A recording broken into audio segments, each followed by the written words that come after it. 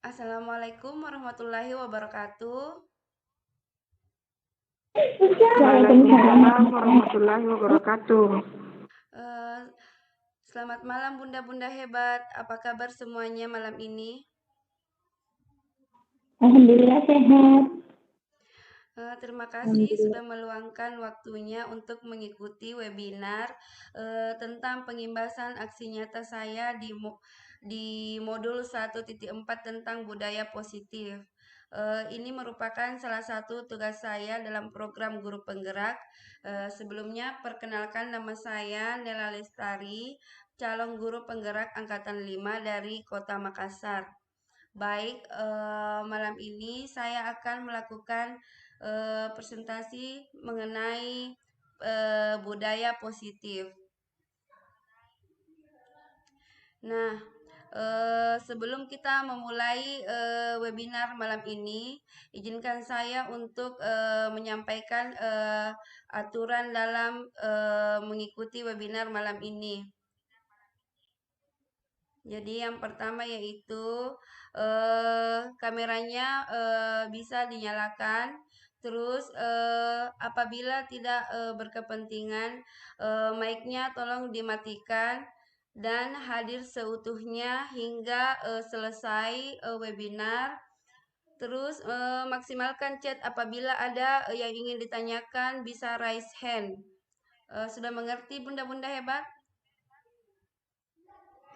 Iya, Iya, Baiklah, sebelum itu saya meminta izin untuk off kamera ya, berhubung jaringan saya yang kurang maksimal.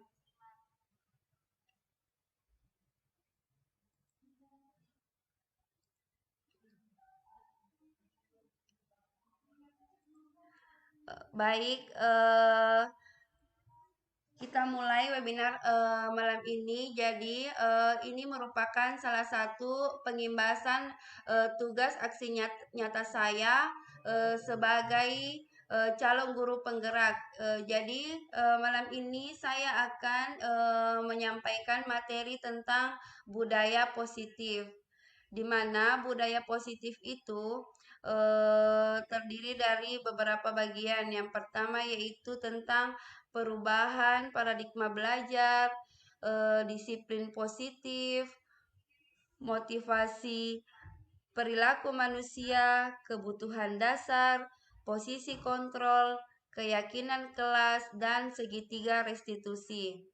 Nah, yang pertama yang akan saya bahas adalah mengenai perubahan paradigma.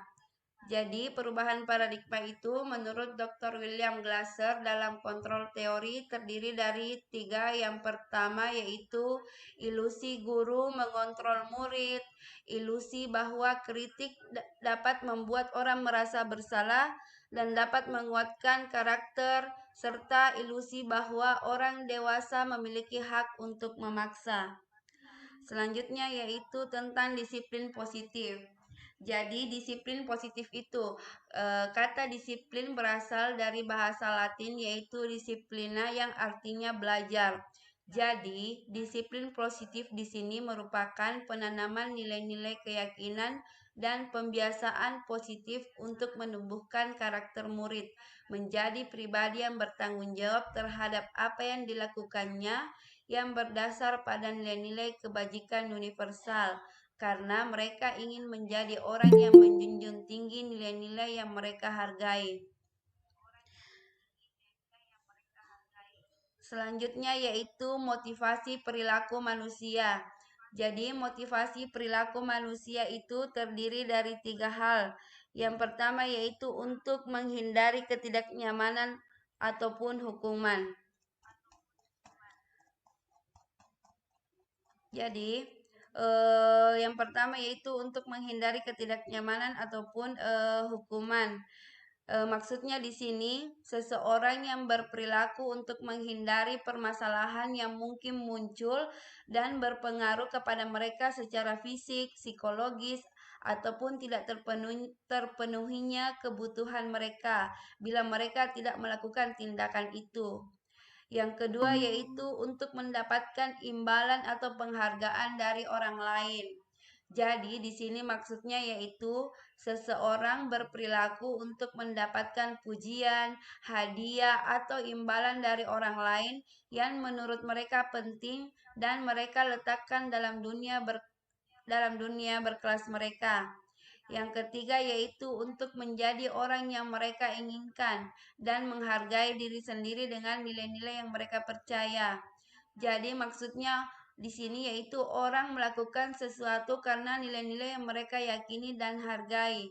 Motivasi ini akan membuat orang tersebut mempunyai disiplin positif karena motivasinya bersifat internal. Selanjutnya yaitu kebutuhan dasar manusia. Jadi kebutuhan dasar manusia itu terdiri dari 5 hal. Yang pertama yaitu kebutuhan bertahan hidup, kebutuhan kasih sayang dan rasa diterima, kebutuhan kebebasan, kebutuhan penguasaan, dan kebutuhan kesenangan.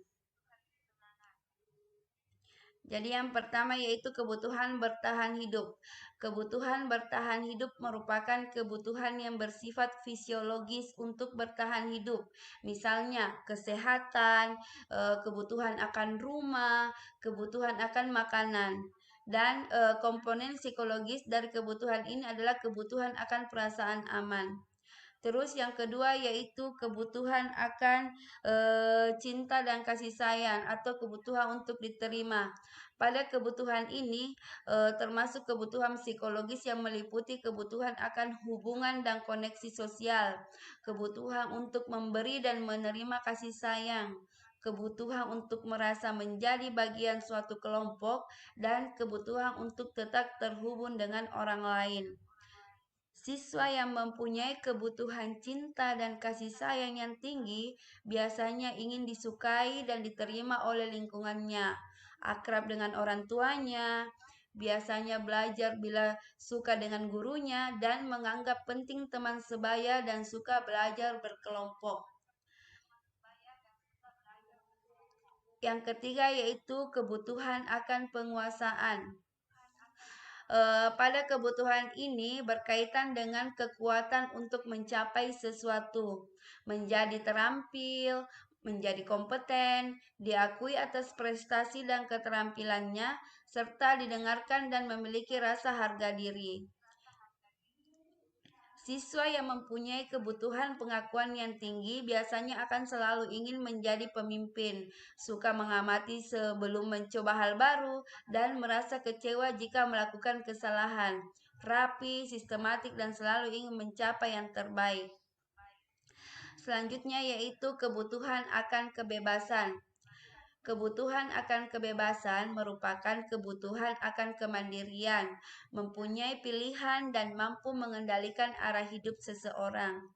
Siswa yang mempunyai kebutuhan kebebasan yang tinggi menginginkan pilihan, perlu banyak bergerak, suka coba-coba, tidak perlu terpengaruh oleh orang lain, dan suka hal yang baru dan menarik. Selanjutnya yaitu kebutuhan kesenangan. Kebutuhan ini merupakan kebutuhan untuk mencari kesenangan, bermain, dan tertawa. Siswa dengan kebutuhan kesenangan yang tinggi biasanya akan menikmati apa yang dilakukannya, konsentrasi melakukan hal yang disenangi, suka permainan, suka mengoleksi barang, dan suka bergurau bersama teman-temannya.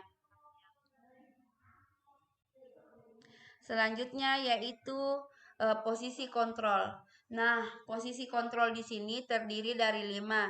Jadi posisi kontrol sebagai guru itu ada yang sebagai penghukum, ada yang sebagai pembuat merasa bersalah, ada posisi kontrol sebagai teman, ada posisi kontrol sebagai pemantau, dan ada posisi kontrol sebagai manajer. Nah, ketika posisi kontrol guru sebagai penghukum, maksudnya di sini seorang penghukum dapat menggunakan hukuman fisik dan verbal. Guru yang menjalankan posisi penghukum akan berkata, contohnya, patuhi aturan saya atau awas nanti. atau kamu selalu saja salah. Jadi penghukum di sini biasanya menggunakan kata-kata verbal yang memposisikan dirinya sebagai penghukum.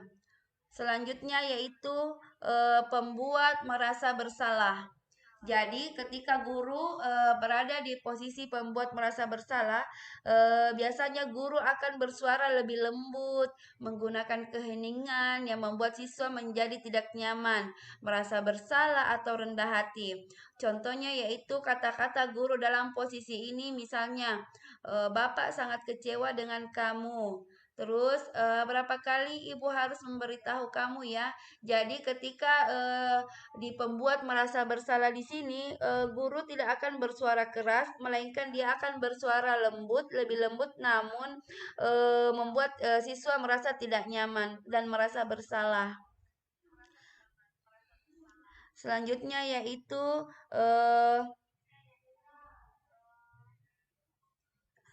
posisi kontrol guru sebagai teman. Dalam posisi ini, guru tidak akan menyakiti murid, tetapi akan selalu berusaha mengontrol murid melalui persuasif. Pada posisi ini dapat berdampak positif maupun negatif. Posisi berupa hubungan yang baik antara guru dan siswa. Contoh kata-katanya yaitu, "Ayo bantulah ibu." Ayo bantulah demi ibu ya. Ayo ingat, tidak semua bantuan. Ayo ingat, ayo ingat tidak semua bantuan ibu selama ini. Terus hal negatif dari posisi teman adalah bila guru tidak dapat membantu, maka siswa akan cenderung kecewa dan berkata, "Saya pikir Bapak adalah teman saya." Terus murid menjadi tidak mau lagi berusaha. Murid hanya mau bertindak untuk guru tertentu dan tidak untuk guru lain. Dan siswa dan murid akan bergantung pada guru tersebut. Selanjutnya yaitu posisi guru sebagai pemantau. Pada posisi pemantau, berdasarkan peraturan-peraturan dan konsekuensi dengan memisahkan hubungan pribadi. Dan pertanyaan yang biasa diajukan biasanya peraturannya apa yang telah kamu lakukan. Selanjutnya yang terakhir yaitu posisi guru sebagai manajer. Nah, dalam posisi guru sebagai manajer di sini merupakan guru berbuat bersama dengan murid, mengajak murid mempertanggungjawabkan perilakunya, mendukung murid menemukan solusi atas permasalahannya sendiri. Murid diajak menganalisis kebutuhan dirinya dan kebutuhan orang lain. Yang terpenting adalah berkolaborasi dengan murid mencari solusi. Terus kata-kata seorang manajer yaitu apa yang kita yakini. Jadi ketika kita memposisikan diri kita sebagai manajer, kita akan menanyakan keyakinan kelas yang telah kita sepakati. Terus apa yang kamu yakini? Jika kamu meyakininya, apa kamu bersedia memperbaikinya? Jadi di sini dalam posisi manajer ini kita berusaha untuk mencari solusi dari permasalahan yang terjadi. Jika kamu memperbaikinya, hal ini menunjukkan apa tentang dirimu. Terus, apa rencanamu untuk memperbaikinya? Nah, seorang manajer tidak untuk mengatur perilaku murid, tetapi untuk membimbing murid agar dapat mengatur dirinya dan mencari solusi dari segala permasalahan yang dihadapinya. Selanjutnya yaitu eh,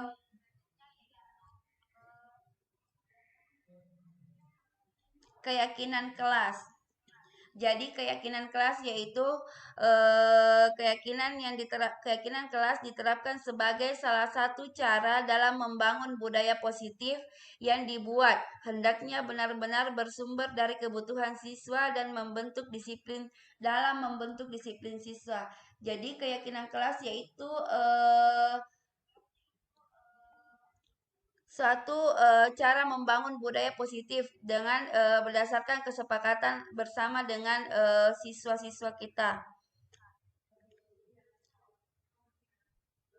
Adapun langkah-langkah dalam pembentukan keyakinan kelas yaitu yang pertama, memberikan kesempatan kepada semua siswa untuk berpendapat tentang peraturan yang perlu disepakati di kelas.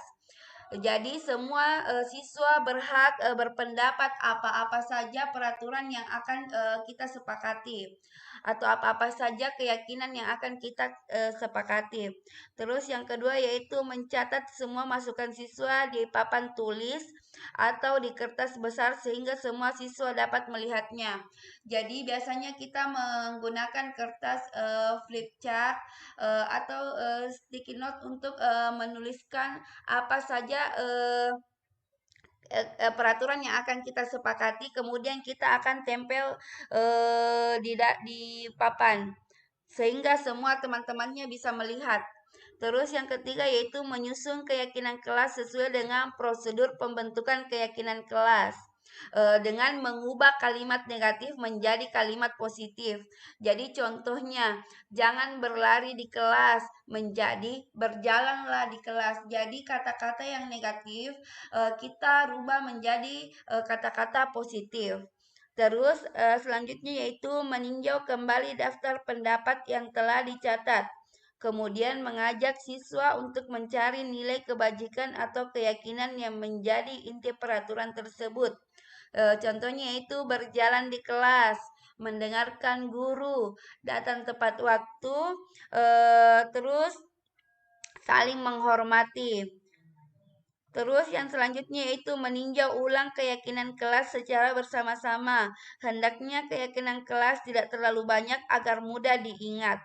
Jadi keyakinan kelas itu tidak usah terlalu banyak, cukup 3-7 keyakinan saja. Selanjutnya yaitu setelah keyakinan kelas selesai dibuat, maka semua anggota kelas dapat meninjau ulang dan menyetujui dengan menandatanganinya. Selanjutnya yaitu keyakinan kelas dapat ditempel di dinding sehingga semua penghuni kelas dapat melihat keyakinan kelas yang telah kita buat dan kesepakatan yang telah kita sepakati, keyakinan kelas yang telah kita sepakati. Selanjutnya yaitu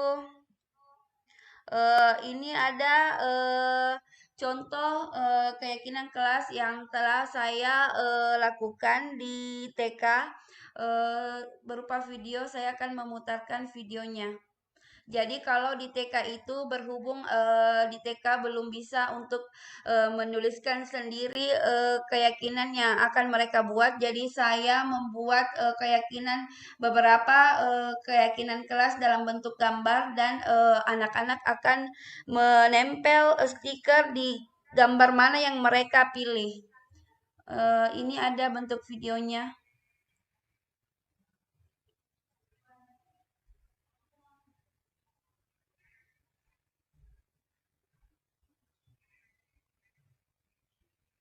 Assalamualaikum warahmatullahi wabarakatuh. Waalaikumsalam warahmatullahi wabarakatuh.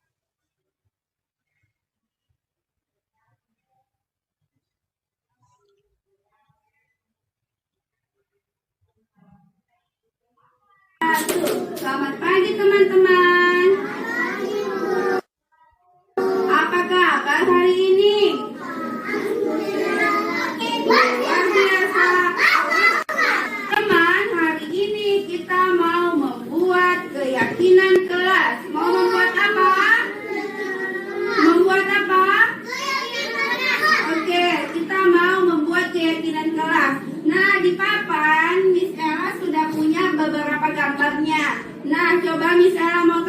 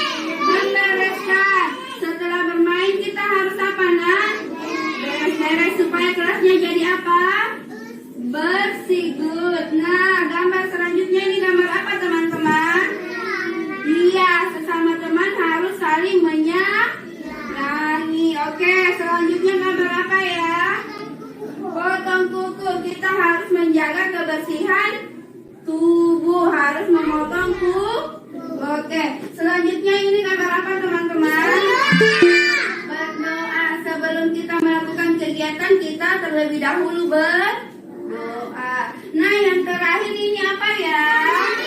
Oke, jadi kita harus menjaga sopan santun sama orang yang lebih tua, sama ibu guru. Oke?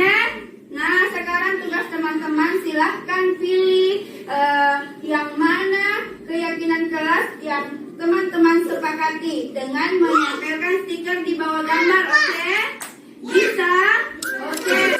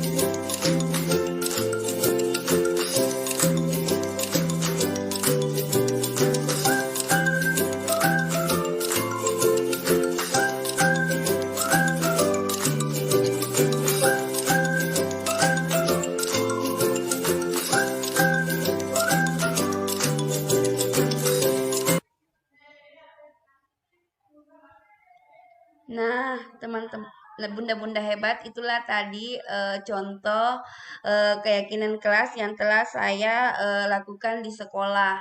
Nah, adapun kesepakatan yang telah kami sepakati yaitu sopan santun, memelihara kebersihan dan kerapihan diri, berdoa sebelum dan setelah melakukan kegiatan, menjaga kebersihan kelas, saling menyayangi, menjaga protokol kesehatan dengan rajin mencuci tangan.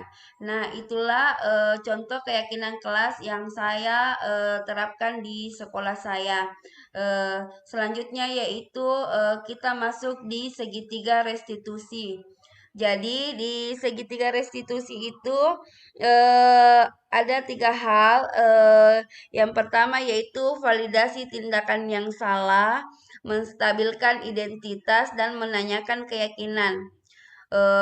Di menstabilkan identitas itu terdiri dari 2, yaitu setiap orang pasti pernah melakukan kesalahan dan kamu bukan satu-satunya yang pernah melakukan ini.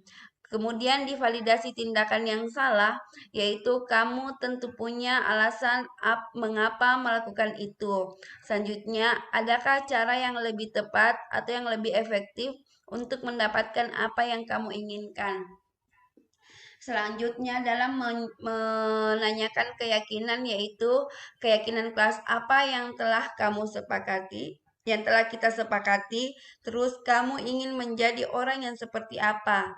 Jadi dalam segitiga restitusi itu dalam menstabilkan identitas di sini maksudnya sisi ini merupakan bagian dasar dari segitiga yang bertujuan untuk mengubah identitas anak dari yang gagal karena melakukan kesalahan menjadi orang yang sukses. Jadi menstabilkan identitas itu di sini bertujuan untuk mengubah identitas anak dari yang gagal karena melakukan kesalahan. Jadi karena dia gagal karena melakukan kesalahan menjadi orang yang sukses. Contoh kalimat yang dapat digunakan yaitu berbuat salah itu tidak apa-apa. Jadi kita memberikan kalimat penguatan kepada anak. Misalkan ketika dia melakukan kesalahan, kita memberikan penguatan bahwa berbuat salah itu tidak apa-apa. Terus tidak ada manusia yang sempurna. Selanjutnya kita bisa menyelesaikannya dan ibu tidak tertarik untuk mencari siapa yang salah, tapi ibu ingin mencari solusi dari permasalahan ini. Jadi ketika ada permasalahan yang terjadi pada anak dan kita menerapkan segitiga restitusi dalam mencari solusinya, ketika di bagian menstabilkan identitas itu, kita harus memberikan penguatan kepada anak bahwa berbuat salah itu tidak apa-apa, tidak ada manusia yang sempurna dan begitu. Terus yang selanjutnya yaitu setelah kita menstabilkan identitas, kita akan memvalidasi tindakan yang salah. Jadi pada tahap ini kita akan berbicara kepada murid bahwa melanggar peraturan adalah sikap yang tidak baik. Tetapi dalam restitusi harus memahami alasannya dan memahami bahwa setiap orang pasti melakukan hal yang terbaik pada waktu tertentu. Untuk itu perlu dilakukan validasi terhadap kebutuhan dari siswa. Menggunakan contoh kalimat seperti, padahal kamu bisa melakukan yang lebih buruk dari ini ya, atau kamu pasti punya alasan mengapa melakukan hal itu. Terus kamu boleh mempertahankan sikap itu, tapi kamu harus menambahkan sikap baru. Jadi ketika kita memvalidasi tindakan salah, kita akan mencari tahu mengapa anak itu melakukan hal tersebut. Di tahap ini kita akan mengetahui alasan mengapa anak melakukan hal tersebut. Setelah kita memvalidasi tindakan yang salah, selanjutnya kita akan menanyakan keyakinan yang telah kita sepakati. Jadi pada tahap menanyakan keyakinan itu kita akan menanyakan hal-hal seperti apa yang kita percayai, keyakinan yang kita telah percayai atau nilai-nilai apa yang telah kita sepakati. Apakah perbuatan anak tersebut sudah melanggar keyakinan kelas? Nah, setelah menanyakan keyakinan kita akan mencari solusi terbaik dari permasalahan tersebut. Jadi ketika ada suatu kasus atau permasalahan yang terjadi, yang langkah pertama dalam segitiga restitusi itu yang pertama yaitu menstabilkan identitas. Di menstabilkan identitas ini kita akan memberikan penguatan kepada anak eh, eh, bahwa berbuat salah itu tidak apa-apa dan tidak ada manusia yang sempurna. Setelah itu kita akan memvalidasi tindakan yang salah. Nah, pada tahap ini kita akan mengetahui kenapa alasan dibalik anak tersebut melakukan hal tersebut. Nah, setelah kita mengetahui alasan mengapa anak melakukan kesalahan tersebut, selanjutnya kita akan menanyakan keyakinan. Kira-kira keyakinan kelas apa yang telah dilanggar dan bagaimana solusi atau apa yang harus dilakukan untuk memperbaiki keyakinan tersebut atau memperbaiki masalah tersebut. Selanjutnya yaitu adapun ciri-ciri restitusi. Jadi ciri-ciri restitusi yaitu yang pertama, restitusi bukan merupakan kesalahan tetapi untuk belajar dari kesalahan. Jadi yang kedua yaitu restitusi untuk memperbaiki hubungan. Yang ketiga yaitu restitusi adalah tawaran, bukan paksaan. Jadi ketika kita menjalankan sebuah segitiga restitusi, kita akan menawarkan solusi-solusi yang terbaik, bukan dengan paksaan. Terus selanjutnya yaitu restitusi menuntun untuk melihat ke dalam diri dan restitusi mencari kebutuhan dasar yang mendasari tindakan. Itulah ciri-ciri restitusi. Selanjutnya yaitu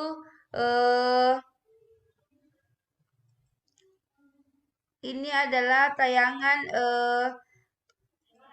pengaplikasian restitusi. Jadi di sini saya telah melakukan restitusi di sekolah saya ketika ada murid saya yang melakukan kesalahan dan ini adalah contoh videonya. Merebut mainan teman.